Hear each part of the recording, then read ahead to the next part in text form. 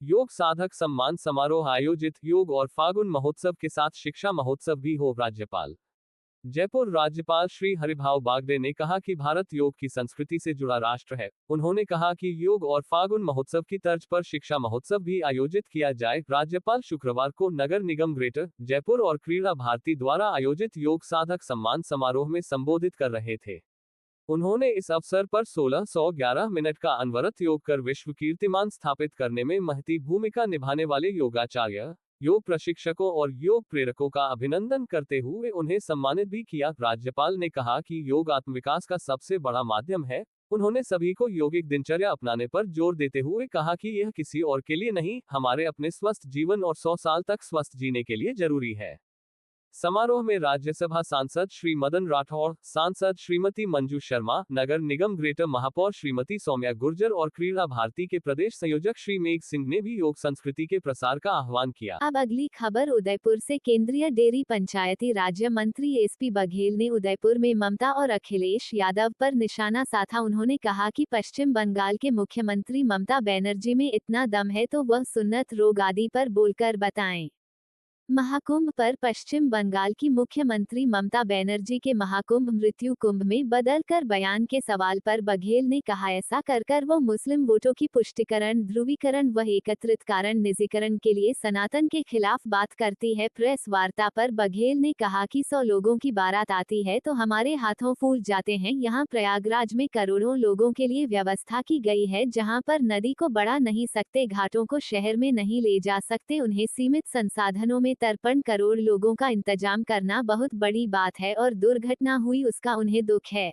मैं एक बहुत छोटे से गांव में पैदा हुआ हूँ, 30 घरों के गांव में, तो आयुष्मान कार्ड भी बहुत ज़रूरी है। इसी प्रकार से एमएससी तक हमने लालटेन में की है, तो सौभाग्य की बिजली भी बहुत ज़रूरी थी। और घर में कुछ हो या ना हो, किचन में एक फुकनी ज़रूर होती थी, तो हम लोग तो गायब हो जाते थे, खाना बनने पे ही लौट के आते थे। लेकिन दादी नानी को मोतियाबिंद खूब धुएं हुआ। किसी बड़े नेता से कहा गया कि प्रेस उस पर बजट के बाद, तो करा नहीं, मेरा तो फ्लाइट है, वायरल मत करना, वायरल करना बजट के बाद। लेकिन मैं पहले से बताई दे रहा हूँ कि ये किसान विरोधी है, छात्र विरोधी है, महिला विरोधी है, आदिवासी विरोधी है, उद्योगपति विरोधी है, लेकिन करना ये जब बजट पास हो जाए। तो ऐसा नहीं हो सकता कि संपूर्ण विपक्ष बजट के दौरान चर्चा पे इसको टोटल नकारात्मक बताते हैं। ऐसा कैसे हो सकता है? और पक्ष इसको अच्छा बताते हैं। लेकिन इस बार का बजट देश ने एक कंठ होकर के इसको सराहा है और उसका दिल्ली के चुनाव में सीधा प्रभाव देखने को भी मिला। ये नहीं कि दिल्ली की वजह से है, वो छोटा राज्य है, लेकिन लाभार्थियों की संख्या ज़्यादा है, वो बहुत छोटे राज्य की है। लेकिन आखिरी के 2 दिन में तो टॉकिंग पॉइंट में बजट था।